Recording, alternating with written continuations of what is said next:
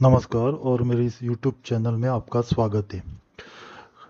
कृपानुभूति अंक की कहानियों की श्रृंखला में आज कृष्ण कृपानुभूति के संदर्भ में श्री बाके बिहारी जी का कृपा प्रसाद ये शीर्षक कहानी का है। वो कहानी मैं आज आपको सुनाऊंगा। ये गीता प्रेस की कल्याण जो मासिक है उसका 2022 का कृपानुभूति जो अंक है उसके अनुसार ये कहानी है। तो कृष्ण कृपानुभूति के अंतर्गत ये कहानी आती है। तो कहानी शुरू करने से पहले मेरी आपसे नम्र विनती है कि अगर अभी तक आपने मेरा ये चैनल सब्सक्राइब नहीं किया है तो आप जल्दी से मेरा चैनल सब्सक्राइब कीजिए और बेल आइकॉन दबाना ना भूलिएगा।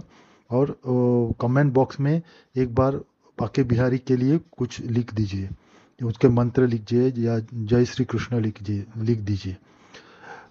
और इस वीडियो को ज़्यादा से ज़्यादा लाइक और शेयर कीजिए ताकि ये जो भक्ति बढ़ाने वाली कहानी है, सत्य घटना पे कहानी है, ये दूसरों के भी पास पहुंच जाए और उनके भी दिल में भक्ति का भाव उमड़ आए। तो कहानी शुरू करते हैं हम। कहानी का शीर्षक है श्री बाके बिहारी जी का कृपा प्रसाद। ये सत्य घटना पर कहानी है। एक कृपा पात्र एक ऐसे व्यक्ति ने भेजी थी, कल्याण मासिक के उसमें छपी है। तो कहानी शुरू करते हैं उन्हीं के शब्दों में। श्री वृंदावन धाम भगवान श्री कृष्ण की नित्य लीला स्थली है। यहाँ अप्रकट रूप से तो उनकी लीलाएं नित्य ही हुआ करती हैं, आज भी हो रही है। उनमें प्रवेशाधिकार तो किन्हीं विरले कृपा प्राप्त भक्त का है, किंतु जीवों को अपनी ओर आकृष्ट करने के लिए वे दयामय नंद नंदन कभी कभी अपनी किसी लीला का ऐसे रूप से प्रकाश करते हैं कि उनकी ओर आने वाले साधकों भावुक भक्तों के हृदय में एक नवीन उत्साह जाग उठता है और वे दुने वेग से उनके पाद पद्मों की ओर लपक जाते हैं।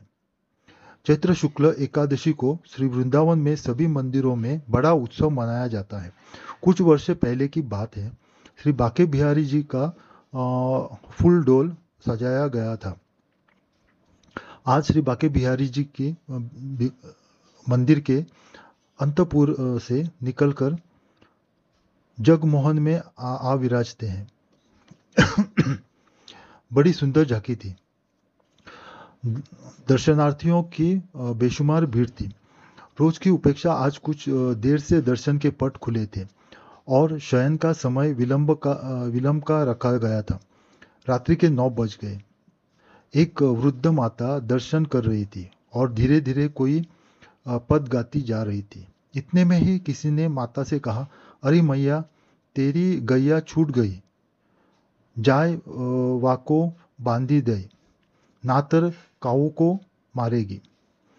यानी आपकी जो गैया है छूट गई है, जाके जल्दी से बांध दो, नहीं तो किसी को मारेगी वो। तो माता को अब गाय की चिंता हो गई। वह श्री बाके बिहारी जी से क्षमा प्रार्थना कर घर आई और उसने अपनी गाय की देखभाल की। कुछ समय बाद वह फिर दर्शन करने चली गई। जब लौटकर आई तब ठीक 12 बजे थे। माता ने जाने क्यों 3 दिन से कुछ नहीं खाया था। दिन के 3 बजे जब वंशीवट गई थी तभी थोड़े से चावल अंगीठी पर रख गई थी कि आने तक तैयार हो रहेंगे, आज इन्हीं को खाकर रह जाऊंगी। उसे ध्यान नहीं था कि आज तो एकादशी है। लौटते समय एकाएक उसे ध्यान आया कि आज तो एकादशी है। उसने सोचा, लो, मैं आज चावल खाया होता तो व्रत भंग हो जाता। चलो कोई बात नहीं, गाय को खिला दूंगी। घर आकर उसने वे सब चावल गाय को खिला दिए और आज भी भूखी रह गई। रात्रि को बिहारी जी की शयन आरती के बाद जब वह घर लौटकर आई तब उसके साथ उसके पास पड़ोसी और भी 2-4 माताएं बहनें थी। सब आकर स्वाभाविक ही माता के आंगन में खड़ी हो गई और कुछ बातें करने लगी। उनके पीछे ही एक बालक जो बड़ा सुकुमार, कोई 10 वर्ष की अवस्था का होगा, आया। उसके शरीर पर सुंदर पीताम्बर था। एक ही धोती को आधी पहने हुए और आधी को गले में लपटे था। पैरों में कड़लों के सिवा और कोई आभूषण न था। रंग सुंदर सांवला और घुंघराली अलकावली मुख के चारों ओर चिटक रही थी। उसके हाथ में एक बड़ा सा कुल्हड़ या जिसको सकोरा बोलते हैं वो था, जिसमें लगभग 1.25 सेर मिठाई और कुछ फल थे। बालक ने आते ही कहा, अरे मैया, तू याको खाए ले, तोकू भूख लगी होगी। बिहारी जी ने तोकू प्रसाद भेजो है। ये उनकी भाषा में, ब्रज भाषा में वो बोलने लगे। तो बालक की तोतली और मधुर वाणी सुनते ही माता का मन प्रसन्न हो गया। उसने पूछा, लाला, तू कौन को छोरा है? कहाँ नत्ती को है? बालक ने कहा, ना, मैं तब बताऊंगा जब तू याको खा लेगी। माता ने कहा, अरे लला, देख तो सही, मेरे हाथ गैया की सानिसो बिगड़ रहे हैं। तू याकू भीतर धर आवे, मैं हाथ धोकर माला फेर लूंगी, तब खा लूंगी।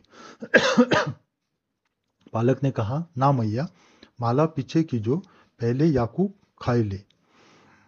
माता ने फिर पूछा, लाला, तू बताए जो ना है, कौन को है? तब भी बालक चुप ही रहा। माता ने उसे फिर संकेत किया। तब वह मिठाई का कुल्हड़ भीतर एक ताक में रख आया।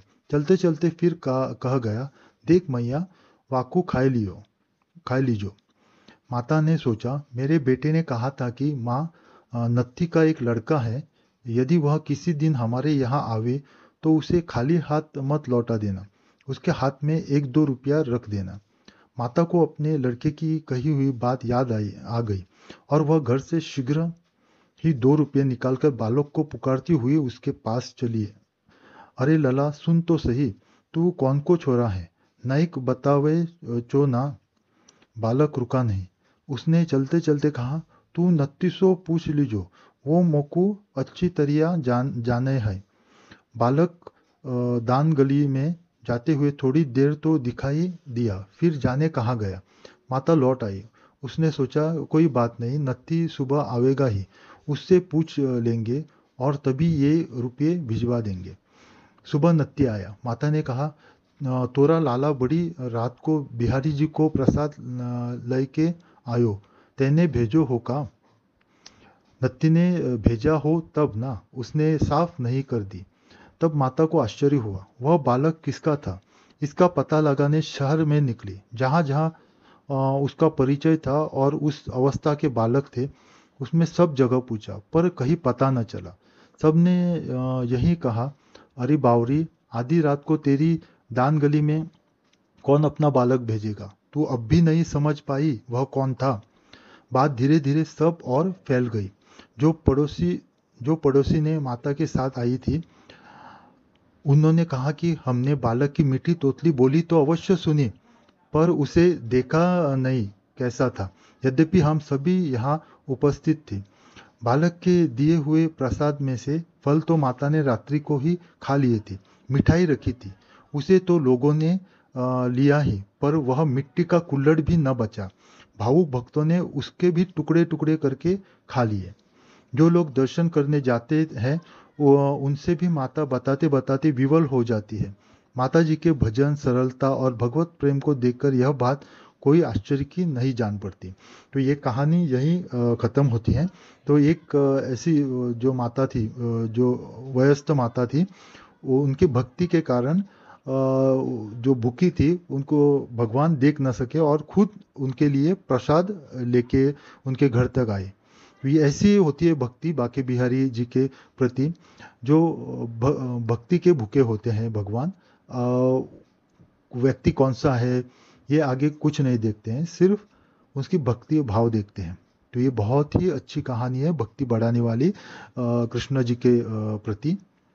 तो आप इस कहानी को भी जरूर दूसरों को सुनाइए, ताकि दूसरों के भी मन में भक्ति भाव निर्माण हो जाए। आज के लिए बस इतना ही। आपका कल्याण हो। ओम नमः शिवाय।